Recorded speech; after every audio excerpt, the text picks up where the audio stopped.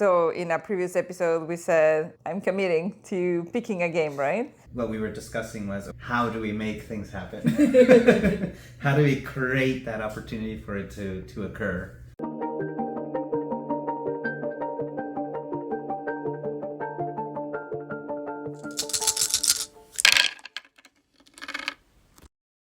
Welcome to the Hobby Hangout with Azu and Dave. Happy Father's Day. How was it? Happy Father's Day. Yeah, it was good. Got to do everything for myself. Yeah, tell them what you did. I got to book my own reservation for my own breakfast, pay for breakfast for everybody, wash my car. Your car that hasn't been washed in like a year. Yes. Cook dinner for everybody, clean the pool for everybody. It's an enjoyable day. Yeah. See, very productive. Yeah. I allowed you to have a lot of autonomy today, right? It's going to be a memorable one. Exactly. But no, it was good. We got a lot done. It was productive Father's Day. It was a very productive day. Fathers like to be productive.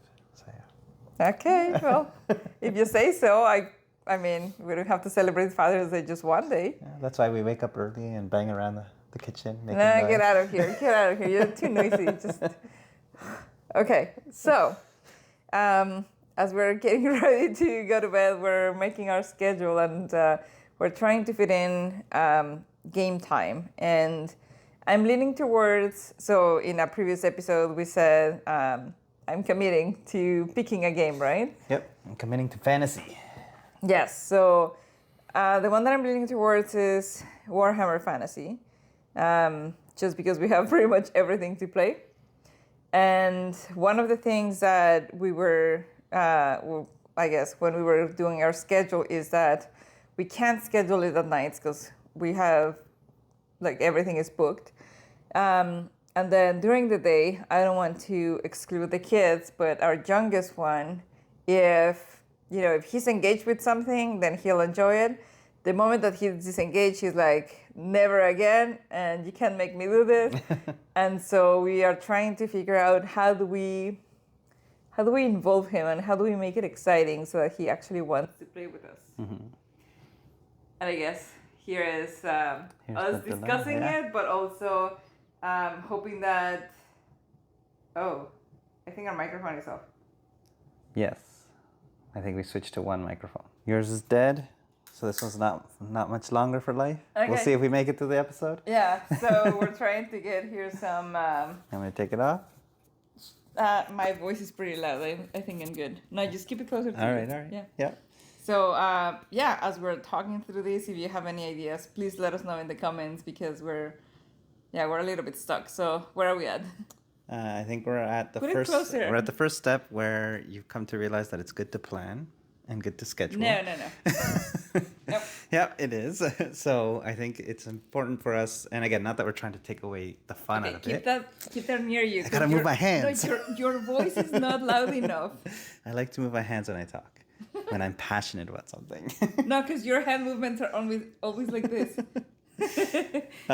So yeah, I think it's important that we identify where we can structure the time and see what occurs. Like we won't force anything, but at least we structure the time and the opportunity for us to engage and try certain things, just so that we make sure we make time. Because otherwise, we just lose the time to everything else we have to do around the house and every day, right?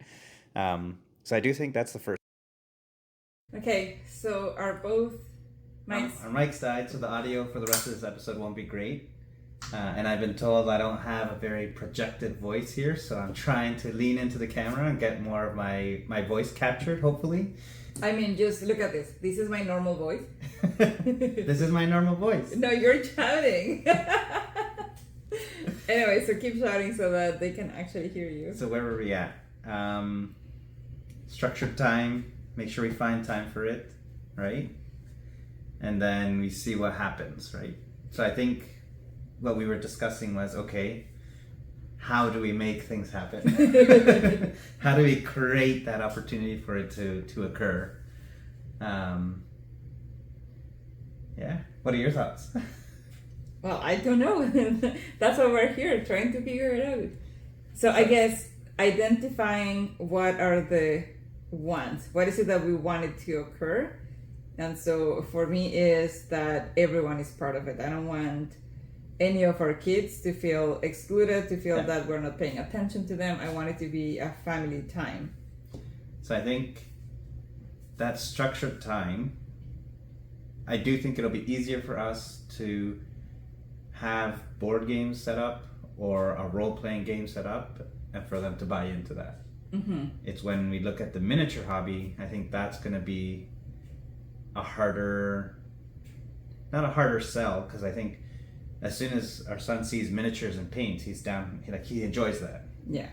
I think it's more of a prepping everything so that it's ready for painting and figuring out a game system so we know that whatever we're painting is of value towards actually playing a game.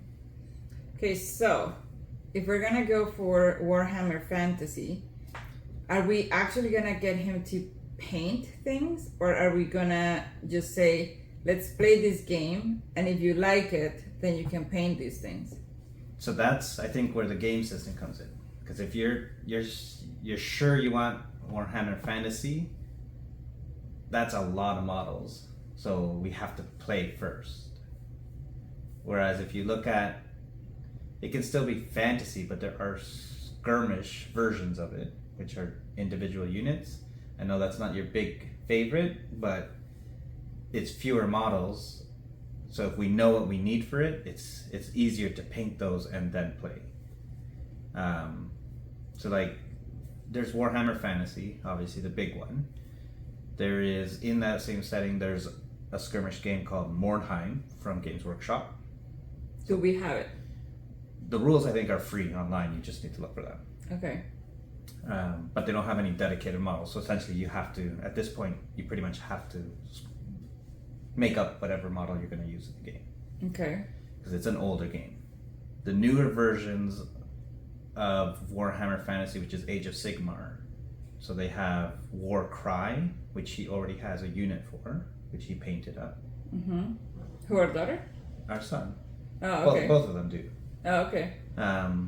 You don't have one. That's the difference. You don't have a warband. So if we wanted to just play and not paint, Warcry is one where they already have units. For Age of Sigmar, they now have what's called Spearhead, where I think you can find the rules, I'm pretty sure, but essentially every army has like a little box set that they sell, and that's like, you can't add to it, essentially. Like, mm-hmm. This is what you play if you play Spearhead. So if you're demons, this is what you get. If you're whatever else, this is what you can use. Okay, so Warcry, you're saying that the two kids have them, and then what would I need and what would you need? So Warcry is the one where I think we had a comment that the rules are online and you can create your own warband. So you're right. We would have to look through the various books online and figure out how to build your own warband, because these ones are all like pre-built, like you buy the box and mm-hmm. you have your band sort of thing. Okay, so then I can make it up without buying any new models and potentially reuse as ones that I have already painted. But potentially, I'm not promising because I don't know. Right. I don't know how to build a warband, but yeah. Well, and then even then, I wouldn't mind playing with unpainted models the mm-hmm. first time around. Now the other thing is that just thinking back on when we were playing Arcadia Quest, the kids were okay playing with their unpainted models. Yeah. Now given that's more of a board game. And then once we were playing, they were like, "Oh, let's paint this, yay!" Yeah. So it also makes me wonder, wouldn't they be more excited to paint them after they have tried playing with it? I think so. So we could still do fantasy, like Warhammer Fantasy. Yes. I guess my point is that Warhammer Fantasy is not play with 10 models and paint them. It's play with 200 models and then figure out if you want to paint 200 models. Okay, so just for the sake of kids, let's go for Warcry then. But even in Warcry, if we want to look to the rules, I'm pretty sure, because we got a bunch of models from a friend that was, he had a lot of extra models. I guess he was clearing out, and he knows what we were creating content, so he gave them to us, so thank you. we could potentially look at. I'm sure there's rules for these fantasy armies where we could create new war bands as well. Okay, I'm not following. I'm saying they could definitely play Warcry with the painted models, but they could also potentially play Warcry with their own war band that they would also have to paint. Oh, okay. But so either way, Warcry seems to be the best one for the situation that we're in then? The best one that we know of, I guess, that we're if you want to stay with Games Workshop rules. The other option is one-page rules, which we can still leverage the same models. It's just different rule set. So they have their own skirmish version and fantasy version. And then there's Kings of War, which also has their own skirmish version and fantasy version. Okay. So technically we have 3 full rule sets to play both types of games. What do we have most easily available? And that you're more familiar with? So one-page rules is free rules. Okay. I'm not familiar with it. But it's free. But it's free, yeah. I guess at this point, the most familiar I would probably be is Kings of War, but it's not free. We would have to buy the skirmish rules. So stay away from buying because we don't know if the kids are going to buy into it. So then there's Warhammer Fantasy and Warcry, which is free rules as well. Well, I mean, we have the rule set. We would just have to look at the other free books that allow you to sort of build your own. But it's all digital, right? So we'd have to download and look through them. Mm-hmm. So I guess it's one-page rules. If we want to go skirmish, I guess we're going for one-page rule, Warcry, or potentially Spearhead from Games Workshop. Because I think those rules are free too. I'm not 100% sure. Speak up. I think Spearhead is free. I'd have to look. I don't know off the top of my head. But the Warcry core rules we have, and we can get the general's compendiums to build our own, which are free. Okay, based on the time limitation, why don't we just go for that? Because we know that it exists. We know that it's free. We just have to go and find it. Yes, I think so.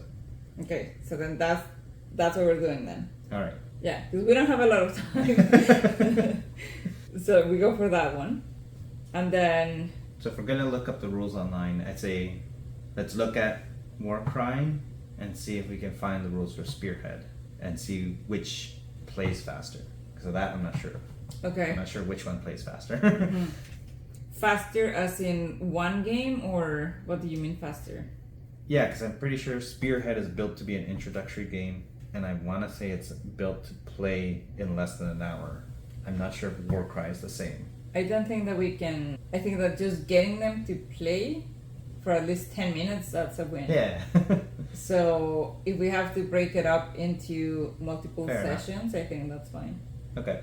But yeah, I think maybe we just look at both rule sets and see which one we like more. I'm pretty sure they're both free. That's why. I'm 90% certain that both rule sets are free. Okay, are you going to look for that? Yeah, I'll look them up. Okay, so... So that's what we're deciding on? Okay, sure. Those two? So I'm not reading 100 different rules and then bringing them to you and say which one well, do you like? I told you, let's go for Warcry, and you're like, there's this other one that I'm sure I can find the rules for. You're putting two on your plate. I want some options. I just don't want 10 options. Okay, so then those are our 2 options those for are 2 right options? now. Okay. So I've talked you down from the full Warhammer Fantasy ledge. Fine. You say that you didn't want to play with me. You didn't want to lose against me. I do want to play with it. I just don't think that's the first step. That's the one that I know. Okay, right. So then. We have a deal? Deal.